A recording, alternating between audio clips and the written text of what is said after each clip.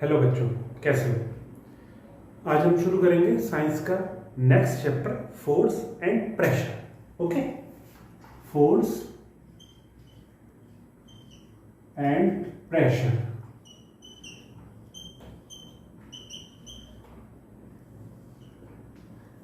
आपने देखा होगा डेली लाइफ में, आप पूरे दिन सुबह उठने से लेके शाम तक सोने तक, रात के सोने तक बहुत तरह के काम करते हो। सुबह उठते ही ब्रश करते हो, मुंह धोते हो, नहाते हो। नहाते समय क्या करते हैं, बकेट में से मग निकाल के पानी डालते हैं अपने ऊपर। फिर नहाने के बाद पोंछते हैं अपने आप को, कपड़े पहनते हैं, फिर सीढ़ियों से उतर के जाते हैं। अगर आपका घर फर्स्ट या सेकंड फ्लोर या ऊपर है, नीचे उतर के जाते हैं। फिर क्या करते हैं, साइकिल खींच के ले जाते हैं स्कूल तक, साइकिल चलाते हैं। स्कूल में सीढ़ियों पे ऊपर चढ़ते हैं, बुक्स इधर से उधर उठा के रखते हैं, अपना बैग उठा के ले जाते हैं, खाना खाते हैं। शाम को जब स्कूल से वापस आते हो, दोपहर में जब आते हो स्कूल से वापस, शाम को खेलने जाते हो। खेलते समय जो लोग क्रिकेट खेलते हैं, जो बैटिंग करते हैं, वो बॉल आ रही होती है, बॉल को स्ट्रोक मारते हैं, बॉल को मारते हैं, बॉल को हिट करते हैं। और जब बॉल हिट होती है तो फील्डर क्या करता है, बॉल को पकड़ता है, बॉल को रोक देता है। फोर चौका जा रहा हो या फोर जा रहा हो तो बॉल को रोक देता है, रन आउट करते हैं। जो फुटबॉल खेलने जाते हैं वो बॉल में किक मारते हैं, बॉल रखी होती है, किक मारते हैं, पेनल्टी स्ट्रोक लेते हैं। बॉल एक स्टैटिक रखी हुई है, उसमें किक मारते हैं। और जो गोलची होता है, गोलकीपर होता है, वो बॉल को जो किक मारते हैं उसको रोकता है। ठीक है, फिर आके हम अपना सामान लेके आते हैं मार्केट से, अपने फादर या मदर के साथ सामान उठा के लाते हैं। फिर रात को खाना खाते हैं और सो जाते हैं। इस पूरे काम में, इस पूरे दिन के काम में हमने बहुत सारे काम करे जिनको हम नोट डाउन भी नहीं कर पाते हैं। ठीक है, जैसे सामान को उठाना, कूदना, किसी चीज को धक्का देना, किसी चीज को खींच के ले जाना, किसी चीज को उतारना, किसी चीज को रखना। ये सारे बहुत दिन भर के काम होते हैं जिनको हम गिनती नहीं कर सकते। इनफाइनाइट काम होते हैं पूरे दिन के, जिनको हम अपना किसी में फोर्स लगाते हैं, किसी में ट्रिक से करते हैं। अलग अलग तरह के काम होते हैं दिन में। ठीक है, तो ये सारे काम हम कैसे करते हैं, कोई फोर्स लगानी पड़ती है हमें, फोर्स लगाते हैं। बॉल आ रही है, बॉल को रोकने के लिए हम फोर्स लगाते हैं। अगर आपको बुक रखी है, बुक को उठा के अलमीरा में रखना है, उसके लिए हम फोर्स लगाते हैं। ठीक है, फोर्स को हिंदी में कहते हैं बल, ताकत। ठीक है, ताकत लगा के तो उठाते हैं कोई भी चीज। गाड़ी खराब हो गई है सड़क पे, उसमें धक्का लगवाते हैं तो उसको पुश करते हैं, तो उसमें फोर्स लगाते हैं, फोर्स अप्लाई करते हैं। फुटबॉल खेलने जाते हैं, फुटबॉल आ रही है, उसको फोर्स लगा के रोकते हैं या उसकी डायरेक्शन चेंज कर देते हैं। ठीक है, डायरेक्शन भी फोर्स लगा के चेंज की जाती है। जैसे मान लीजिए आपकी तरफ आप बैटिंग कर रहे हैं, बॉल आ रही है, आपको कट करना है बॉल को, तो बस थोड़ा सा उसको गाइड कर दिया बॉल को बैट से, और कट हो गई बॉल, उसमें भी आपने फोर्स अप्लाई किया है। तो एक फोर्स क्या होगा, फोर्स की जनरल डेफिनेशन क्या होगी, a push or pull applied on a object is called force. Push or pull applied on object, force की डेफिनेशन क्या हुई, a push or a pull applied on an object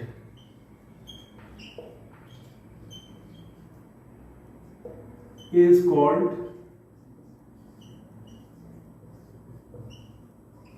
force. A push or pull applied on an object is called force. push और pull ये दो चीज हैं। push और pull, maximum लोग पुश और पुल में कंफ्यूज हो जाते हैं। जब हम किसी स्टोर में जाते हैं, किसी दुकान में जाते हैं, तो उसके डोर पे लिखा होता है एक साइड पुश, एक साइड पुल। तो हम कभी कभी गलती क्या करते हैं, जब पुश करना होता है वहां पुल कर देते हैं, जब पुल करना होता है वहां पुश कर देते हैं। मैक्सिमम यही गलती करते हैं। पुश क्या होता है, पुश मतलब धक्का देना, moving away from your body. Okay, push means दूर करना किसी भी ऑब्जेक्ट को अपनी बॉडी से धक्का मार के। पुश मीन्स धक्का, पुल मीन्स खींचना, किसी भी ऑब्जेक्ट को अपने बॉडी के नियर लाना, उसको कहते हैं पुल। पुल मतलब खींचना, पुश मीन्स धक्का मारना। तो आगे से आप जिस कभी स्टोर में जाएंगे तो उसके डोर पे लिखा होगा पुश। पुश मीन्स धकेलना, उसको पुश करना, धक्का मारना, और लिखा होगा पुल मतलब अपनी तरफ खींचना। Push is moving away from body, from your body. What is push? Push is moving away an object from our body, and pull is coming near the object to our body. ठीक है, that is push and pull. तो force क्या है? Push or pull applied on object is called force. जैसे हमने धक्का मार के दरवाजा खोला, पुश करके दरवाजा खोला, ये फोर्स लगाई इसमें। पुल करके दरवाजा खींचा, इसमें फोर्स अप्लाई किया। हम क्रिकेट खेलने जाते हैं, बॉल को हिट किया फोर्स लगा के। हम फुटबॉल खेल रहे हैं, बॉल को रोका, बॉल को किक किया फोर्स लगा के। तो ये सब फोर्स के एग्जाम्पल हैं। अब आपने कभी देखा होगा, जैसे गाड़ी खराब हो जाती है तो हम गाड़ी को धक्का लगाने के लिए जाते हैं, तो क्या अगर हम गाड़ी के पास खड़े हो जाएं तो गाड़ी मूव करेगी?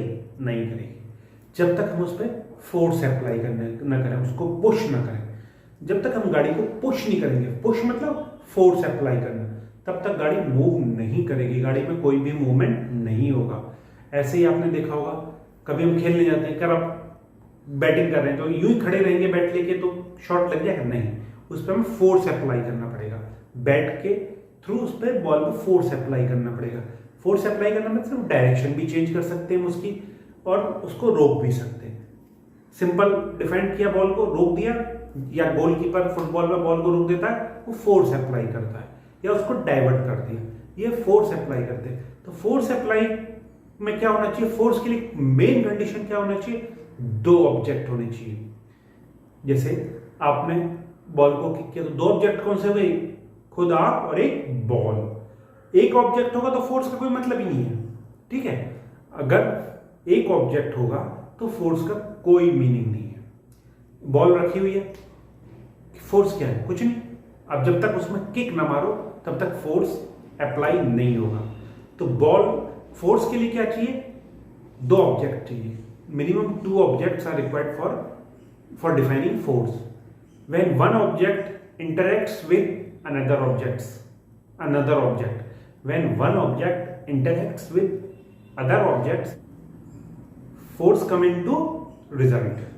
ठीक है, फोर्स तभी अप्लाई होगा जब कम से कम दो ऑब्जेक्ट होंगे हमारे। ठीक है, एक ऑब्जेक्ट होगा तो फोर्स कभी अप्लाई नहीं हो सकता। ओके, इतना समझ में आया? अब आपने देखा होगा, कोई भी हैवी बॉक्स है या कोई भी चीज है, ये सपोज करिए हैवी स्टोन है, स्टोन हैवी, ठीक है, हैवी स्टोन है, इतना कि आदमी पुश करके इसको मूव कर सकता है। ठीक है, इसको मूव कर सकते हैं। अगर हम फोर्स इधर से अप्लाई करते हैं, एक आदमी इसको इस तरह से पुश कर रहा है, इसको पुश कर रहे हैं हम लोग, हम फोर्स लगा के, तो ये थोड़ा सा यहां तक आ जाएगा। ठीक है, सपोज करिए सेम क्वांटिटी में फोर्स इधर से लगा रहे हैं, फोर्स, तो क्या होगा? ये मूव नहीं करेगा। क्यों? क्योंकि दोनों तरफ से बराबर। आप इन दोनों हाथों को यूं करिए, एक दूसरे से एक दूसरे को पुश करिए इस तरह से, तो दोनों हाथों में से कोई भी मूव नहीं करना। क्यों? क्योंकि दोनों तरफ से क्वांटिटी या मैग्नीट्यूड ऑफ फोर्स इक्वल है। ये मूव कब करेगा? जब कोई भी एक फोर्स कम हो जाएगा, दूसरा इन कंपैरेटिव टू दैट फोर्स ज्यादा हो जाएगा। सपोज करिए ये 2F है, ये डबल हो गया इस फोर्स के, तो ये हैवी स्टोन इस डायरेक्शन में मूव करने लगा। क्यों? क्योंकि इधर से लगने वाला फोर्स ज्यादा है इन कंपेरिजन टू इधर से लगने वाले फोर्स के। ठीक है, और अगर सपोज करिए 3F हो गया, तो फिर स्टोन इधर मूव करने लगेगा। क्यों? क्योंकि ये वाला फोर्स इसके कंपैरिजन में ज्यादा है। ठीक है, तो इट मींस कि जिधर फोर्स ज्यादा होगा, जिस डायरेक्शन में फोर्स ज्यादा होगा, नोट करिए, जिस डायरेक्शन में फोर्स ज्यादा होगा, ऑब्जेक्ट उसी डायरेक्शन में मूव करेगा। The object moves in that direction in which the force is applied force is greater in magnitude. ठीक है, फोर्स को मैग्नीट्यूड में मेजर करते हैं, ठीक है। तो फोर्स, स्टोन उसी डायरेक्शन में मूव करेगा जिस डायरेक्शन में फोर्स ज्यादा होगा। अब अगर फोर्स इक्वल है तो स्टोन मूव नहीं करेगा। इसको हम कैसे, टोटल इस पर कितना फोर्स लग रहा है इस समय, इधर से 3F लग रहा है, इधर से 2F। तो रिजल्टेंट फोर्स जो है, जो अप्लाइड फोर्स है, जो इफेक्टिव फोर्स है, जिसकी वजह से मूवमेंट कर रहा है, वो कितना हो गया 3F minus 2F। F force लग रहा है इस पे, ठीक है। क्यों? क्योंकि एक तरफ से 2F लग रहा है, एक तरफ से 3F लग रहा है। जो 3F वाला फोर्स है उसका 2F फोर्स तो इसने बेकार कर दिया, वो तो सिर्फ F ही लगा पा रहा है ना। मान लीजिए आपके पास 100 रुपए है, आपके ऊपर 50 रुपए का कर्ज है, तो आपके पास रिजल्टेंट इफेक्टिव पैसे कितने हुए भाई? आपके पास तो 50 ही हुए, क्योंकि 50 तो आपको किसी का कर्ज उतारना है, तो आपके पास 50 ही रुपए हुए ना, 100 रुपए नहीं हुए। आप कर्ज उतारोगे तब आपके पास जो बचा वो आपके पास उस समय अमाउंट होगा। इसी तरह से इफेक्टिव फोर्सेस में कितना होगा, दोनों का माइनस करके। क्यों? क्योंकि दोनों अलग अलग डायरेक्शंस में लग रहे हैं। अब इसी में दूसरी कंडीशन देखिए, अगर ये फोर्स सेम डायरेक्शन में लग रहे हैं, या F फोर्स लग रहा है ऊपर से, एक आदमी F फोर्स लगा रहा है, एक 2F फोर्स लगा रहा है किसी स्टोन पे, तो ये क्या होगा, पहली वाली कंडीशन के मुकाबले तेजी से आगे मूव करेगा। क्यों? क्योंकि इसके अपोजिट डायरेक्शन में इफेक्टिव फोर्स कुछ भी नहीं लग रहा है।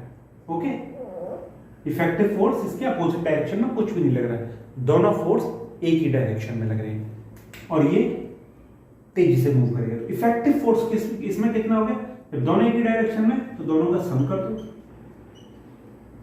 3F मैग्नीट्यूड का फोर्स लग रहा है इसमें। क्यों लग रहा है? क्योंकि दोनों फोर्स एक ही डायरेक्शन में लग रहे हैं, मूविंग डायरेक्शन में लग रहे हैं। अगर ये ना होता F, सिर्फ 2F फोर्स लग रहा होता, तो इसकी मूविंग डायरेक्शन क्या थी, ये वाली, इस डायरेक्शन में मूव कर रहा था। पर हमने इस पे F मैग्नीट्यूड का फोर्स और लगा दिया मूव करते हुए पे, तो और तेजी से मूव करने लगा। पहले मान लीजिए धीरे धीरे जा रहा था, इसमें पीछे से और फोर्स लगा दिया, तेजी से निकल गया आगे, तेजी से मूव करने लगा। तो अगर जिस डायरेक्शन में कोई भी ऑब्जेक्ट मूव कर रहा है, उसी डायरेक्शन में, जिस डायरेक्शन में ऑब्जेक्ट मूव कर रहा है, अगर हम फोर्स अप्लाई कर देते हैं सेम डायरेक्शन में, तो ऑब्जेक्ट का मूवमेंट तेज हो जाएगा। और अगर ऑब्जेक्ट जिस डायरेक्शन में मूव कर रहा है उसके अपोजिट डायरेक्शन में हम फोर्स अप्लाई करते हैं, उसके अपोजिट डायरेक्शन में हम ताकत लगा के उसको रोकने की कोशिश करते हैं, तो उसका मूवमेंट कम हो जाएगा, उसका मूवमेंट धीरे हो जाएगा। समझ में आया? ठीक है।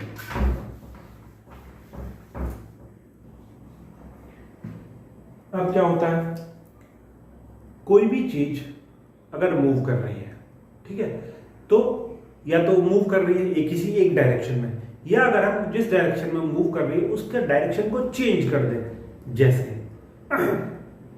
जैसे जब कोई बैट्समैन बैटिंग करता है और सामने वाला बॉलर बॉलिंग करता है, बॉल फेंकता है उसको, तो वो क्या करता है, बॉल तो सीधी आ रही है, वो कट करके दूसरे डायरेक्शन में उसको डाइवर्ट कर देता है बॉल को, और बॉल मूव करने लगती है। तो उसने क्या किया, बॉल की डायरेक्शन चेंज की, बॉल को रोका नहीं है, कुछ नहीं करा, सिर्फ बॉल की डायरेक्शन चेंज की, वो भी फोर्स लगा के, बिना फोर्स के, फोर्स लगा के। या अगर उसको रोक दे, वो बॉल को वहीं पर रोक दे, तो ये भी अप्लाई किया उसने, क्या, force.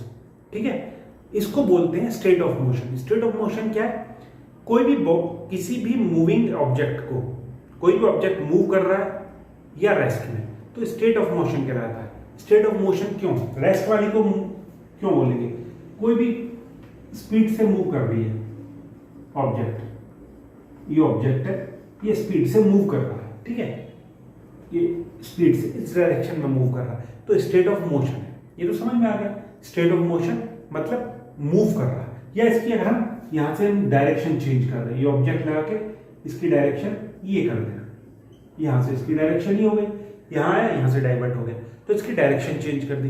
This is also state of motion. क्यों, इसकी मोशन में है।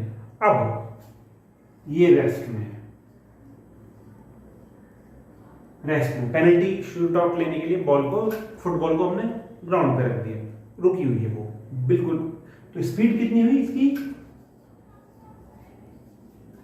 0, इसकी स्पीड हुई 0, मतलब स्टेट ऑफ मोशन क्या हुआ, जीरो, इसकी स्पीड हुई जीरो।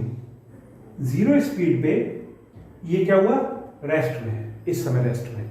तो स्टेट ऑफ मोशन किससे डिस्क्राइब होता है, state of motion is described by speed of an object और change of direction of the object. और इसको बोलेंगे क्या, रेस्ट स्पीड बोलेंगे। रेस्ट स्पीड है, स्पीड जीरो है, zero speed, rest zero speed of motion है। मोशन मतलब हिलना, बट यहां मोशन नहीं है, जीरो स्पीड है, तो जीरो स्पीड ऑफ मोशन बोलेंगे इसको। ठीक है, ये था हमारा speed of motion, state of motion.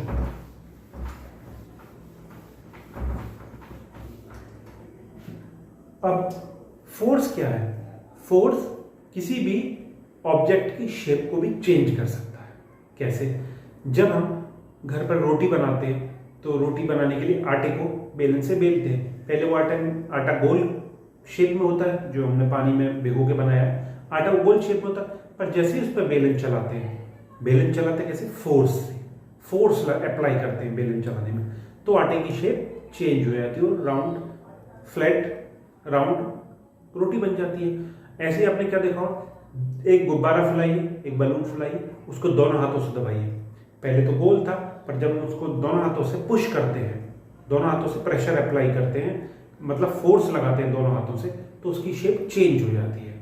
इसी तरह के बहुत एग्जाम्पल हैं। आप टेनिस बॉल लीजिए, उसको दोनों हाथ, उसको दबाइए दोनों हाथों से, तो उसकी शेप चेंज हो जाएगी, डिस्टॉर्टेड हो जाएगी, उसकी शेप बिगड़ जाएगी। तो ये फोर्स के एग्जाम्पल हैं कि हम किसी भी ऑब्जेक्ट की शेप को भी चेंज कर सकते हैं फोर्स लगा के। अब फोर्स क्या क्या काम कर सकती है, फोर्स किसी भी ऑब्जेक्ट की स्पीड को चेंज कर सकती है।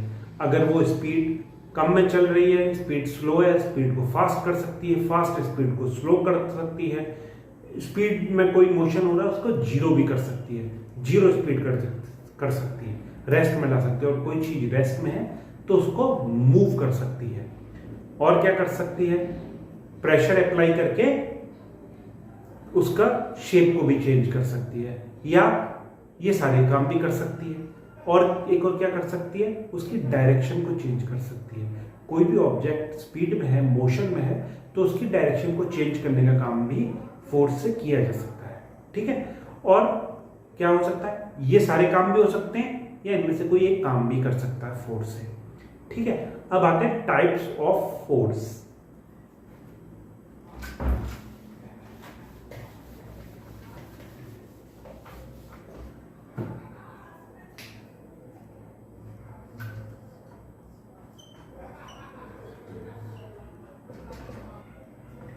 फर्स्ट क्या है,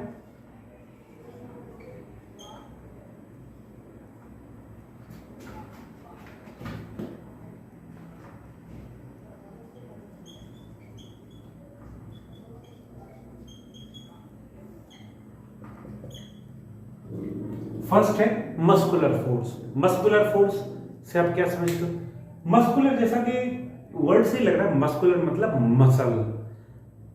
जैसे हम क्या करते हैं, कोई भी चीज हमें उठानी हो उसको उठाते हैं, कोई भी चीज रखनी हो उसको रखते हैं, खेलते हैं, कूदते हैं, जंप करते हैं, दिन भर की सारी एक्टिविटीज करते हैं। वो कैसे करते हैं, फोर्स लगाते हैं। और वो फोर्स आती कहां से, हमारी मसल्स से, हमारी बॉडी के जो एनर्जी स्टोर्ड है उसकी फोर्स से। हम मसल से पुल करते हैं, कोई भी चीज मसल से पुश करते हैं। फोर्स क्या है, push or pull of an object is force. ठीक है, तो कोई भी चीज हम मस्कुलर फोर्स लगा के उसको पुश पुल रेस्ट में लाते हैं, स्पीड ऑफ मोशन करते हैं, स्पीड में लाते हैं उसको, स्टेट ऑफ मोशन उसका चेंज करते हैं, डायरेक्शन चेंज कर देते हैं उसकी, तो हम उसमें अप्लाई करते हैं मस्कुलर फोर्स। ऐसे आपने देखा होगा एनिमल्स, जो बुला कार्ट होती है उसमें जो बैल होते हैं वो गाड़ी को खींचते हैं, खेतों में बैल हल चलाते हैं, हल को जो हल से जुताई करते हैं, और ऊंट की सवारी करते हैं हम लोग, इन पे सामान ले जाते हैं, डंकीज पे सामान इधर से उधर ट्रांसपोर्ट करते हैं, कैमल सामान ट्रांसपोर्टेशन के काम आता है, वो कार्ट में जोड़ देते हैं कैमल को, वो कैमल ले जाता है। इस तरह से बहुत सारे जानवर अलग अलग काम करते हैं। तो वो कहाँ से फोर्स यूज करते हैं? वो भी अपने मस्कुलर फोर्स को यूज करते हैं। ठीक है, ये मस्कुलर फोर्स है जिसकी वजह से ह्यूमंस और एनिमल्स काम कर पाते हैं। अब ये मस्कुलर फोर्स कौन सा फोर्स है? चूंकि मस्कुलर फोर्स, अब ऐसा तो है नहीं कि मुझे ये बोर्ड मूव करना है तो मैं खड़े खड़े मस्कुलर फोर्स यूं करूं और ये मूव हो जाए, नहीं, ऐसा नहीं होगा। इसको मुझे हिलाना पड़ेगा, इस तरह से कांटेक्ट करना पड़ेगा, इसको टच करना पड़ेगा। ठीक है, तो यहां में डालना भूल गया था टाइप्स। ये क्या है? पहला कांटेक्ट फोर्स,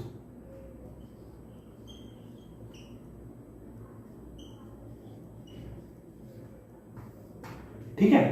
तो उसमें फर्स्ट कैटेगरी मस्कुलर फोर्स। तो मस्कुलर फोर्स के लिए क्या है जरूरी है? किसी भी चीज से कांटेक्ट करना। बिना कांटेक्ट के मस्कुलर फोर्स नहीं लग सकता। आप क्रिकेट खेलने जाते हैं, फुटबॉल खेलने जाते हैं, बॉल को हिट करते हैं, किक करते हैं, तो आपको बॉल के साथ टच करना पड़ता है। अब ये पेन रखा हुआ है मेरे हाथ में, इसको मुझे उठाना है, तो वैसे तो उठेगा नहीं कि मैं सोचूं उठ जाए, चाहे कितनी भी ताकत लगा लूं, बट इसको जब कांटेक्ट करके मैं उठाऊंगा तो ये उठेगा। और मुझे क्या लगाना पड़ा? इसको उठाने के लिए फोर्स। इसको उठाने के लिए मुझे फोर्स अप्लाई करना पड़ा। तो ये muscular force is a type of contact force. ठीक है, ये समझ में आया? मस्कुलर फोर्स के लिए मसल से फोर्स अप्लाई करना पड़ता है और ये कांटेक्ट फोर्स है। ओके, सेकंड आ गया फ्रिक्शन।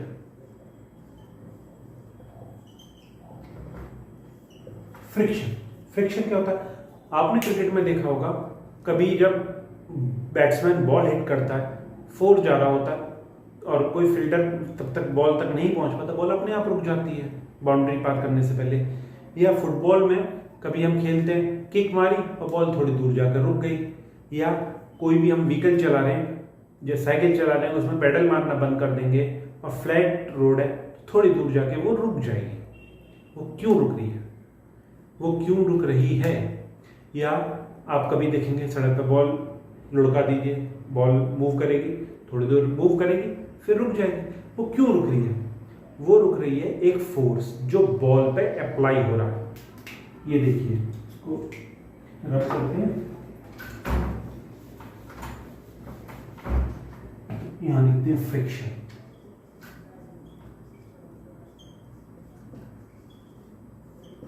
ये सपोज करिए रोड है, ठीक है, ये बॉल है, आपने यहां से फोर्स लगाया बॉल को, बॉल ने मूव करना स्टार्ट किया, ठीक है, ये आपने लगा दिया फोर्स। ओके, बॉल ने मूव करना स्टार्ट किया इस डायरेक्शन में, बॉल ने इस डायरेक्शन में मूव करना अप्लाई किया, स्टार्ट किया, कुछ दूर जाके बॉल रुक जाएगी। तो किस वजह से रुकी? बॉल रुकी एक फोर्स की वजह से जो बॉल पे अप्लाई हो रहा है, पर हमने तो जो फोर्स अप्लाई किया वो तो ऊपर अप्लाई किया, मस्कुलर फोर्स। तो और कौन सा फोर्स है जो बॉल पे अप्लाई हो रहा है और हमें दिखाई नहीं दे रहा? वो फोर्स है फ्रिक्शन। फ्रिक्शन, ये फ्रिक्शन जो फोर्स होता है ये always applies on moving particles, moving objects. जो चीज मूव कर रही होती है उसी पे फ्रिक्शनल फोर्स अप्लाई होता है, फ्रिक्शन अप्लाई होता है। और ये कैसे अप्लाई होता है? ये कांटेक्ट फोर्स क्यों? ये यहां अप्लाई होता है, इस पॉइंट पे अप्लाई होता है। वो पॉइंट जिस पे बॉल रोड के साथ या सरफेस के साथ कांटेक्ट में रहती है, उस पॉइंट पे ये फ्रिक्शन अप्लाई होता है। और ये ऑलवेज अपोजिट डायरेक्शन में होता है, किसके? Moving. Always applies opposite to moving direction. अगर ऑब्जेक्ट इस डायरेक्शन में मूव कर रहा है तो ये अपोजिट डायरेक्शन में मूव अप्लाई होगा, तभी तो भाई किसी चीज को रोकेगा। अगर सेम डायरेक्शन में अप्लाई हो जाएगा तो उसको और फास्ट कर देगा, अपोजिट डायरेक्शन में अप्लाई होगा तभी उस चीज को रोक पाएगा। मान लीजिए हैंड मूव कर रहा है, फ्रिक्शन नीचे है तो अपोजिट डायरेक्शन में फ्रिक्शन अप्लाई होगा तभी तो रोक पाएगा। अगर सेम डायरेक्शन में अप्लाई होगा तो इसकी स्पीड तेज कर देगा। इसलिए फ्रिक्शन हमेशा opposite to moving direction apply होता है। ये फोर्स इधर लग रहा है तो ये इस डायरेक्शन में अप्लाई होगा, तभी इसके फोर्स के मैग्नीट्यूड को ये कम करेगा। Friction force always applies opposite to moving direction of the object. समझ में आए? अब सुनिए, फ्रिक्शन इतना इंपॉर्टेंट फोर्स है, इतना इंपॉर्टेंट फोर्स है, अगर ये ना होता तो आप साइकिल में एक पेडल मारते, बस बंद, फिर नहीं मारते, फिर तो साइकिल चलती जाती, जहां मन करे वहां तक जा रही है, जा रही है, जा रही है, जा रही है, जा रही है, साइकिल जाती रहती। फ्रिक्शन की वजह से ही गाड़ियां, अगर फ्रिक्शन ना होता तो गाड़ी चलती रहती, रुक ही ना पाती। आप बॉलर ने बॉल को हिट किया, बैट्समैन ने बॉल को हिट किया, बॉल चलती रहती। तो फ्रिक्शन की वजह से ही जो मूविंग ऑब्जेक्ट्स है वो स्पीड स्लो होती है और वो रेस्ट की पोजीशन में आते हैं। ये फ्रिक्शन फोर्स की इंपॉर्टेंस है, ठीक है।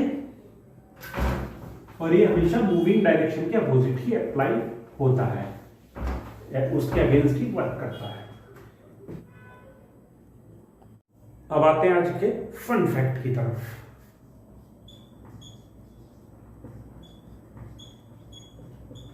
आज का फन फैक्ट क्या है? सॉल्ट है, उसको एक बार करेंसी के रूप में भी यूज किया गया था और इंग्लिश टर्म में उसका नाम बाद में सैलरी पड़ा। सॉल्ट से सैलरी हो गया। क्यों? क्योंकि सॉल्ट को करेंसी की तरह यूज किया गया था, इसलिए उसका नाम सैलरी पड़ गया। सैलरी नाम सॉल्ट से ही पड़ा है। पता था आपको क्या कि सॉल्ट को करेंसी की तरह यूज किया गया था और जो टर्म सैलरी है वो सॉल्ट से ही जनरेट हुआ है। ओके, ये था आज का fun fact. Till then see you, tata, good bye.